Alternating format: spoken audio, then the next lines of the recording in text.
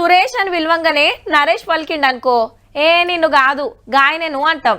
శృతి అనగానే స్మృతి చూసిందనుకో అరే నేను కాదబ్బా ఆమెను అంటాం. అంటే పేర్లు సేమ్ అనిపిస్తే నన్నే కావచ్చు అనుకుంటారు వాళ్ళు.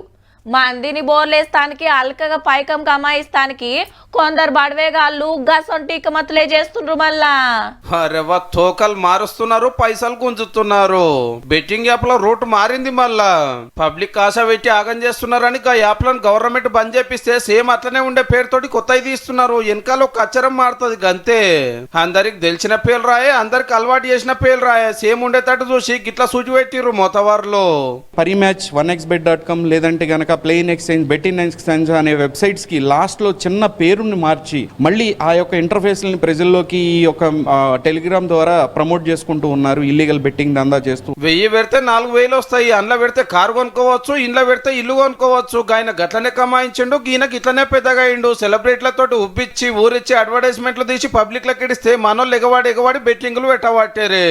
మొదలు మంచిగానే ఇస్తారు అలవాటు చేసేతానికి. అటెంక పోవుడే గాని వచ్చుడనే మాటే ఉండదు. మళ్ళా ఇల్లు సంసారాలు ఆగమైన వాళ్ళు, భూమి జాగాలు అమ్ముకున్న వాళ్ళు బొచ్చడు మంది. దేశంలో పరిస్థితి ఎట్లున్నదో సైబర్ టెక్నాలజీ బగ్గా తెలిసిన గీసారే చెప్తాడు. ఇనుండ్రి జరా 14 కోట్ల మంది పాల్గొంటూ ఉన్నారు ఈ ఇల్లీగల్ బెట్టింగ్ లో. సర్వేల ప్రకారం వచ్చే IPL కి 36 కోట్ల మంది ఈ యొక్క IPL లో పాల్గొంటున్నారంటూ సర్వేలు చెప్తూ ఉన్నాయి. ఇది ఇంతే గనక కంటిన్యూ అవుతూ ఉంటే గనక 2021 డిసెంబర్ నాటికి ఇది 40 కోట్లకి చేరే అవకాశం ఉందంటూ కూడా. ఓ కొడుకో ఇట్లనే ఇడిచిపెడితే ఇండియా జనాభాలో సగం మీద బెట్టింగ్ బిజీలోనే ఉండేటట్టున్నారు. పో గీ దందా నడిపేటోళ్ళు ఏ దేశంలోనో ఉంటారు దొరకకూట. మంచిగా ఆన్లైన్ లో మన కంటగట్టి అందరి కాడికి గుంజుతారు. ఎన్నో మాటలు చెప్తున్నాం, గిసొంటి ఆశకు పోయి ఆగం కాకుండా జరా.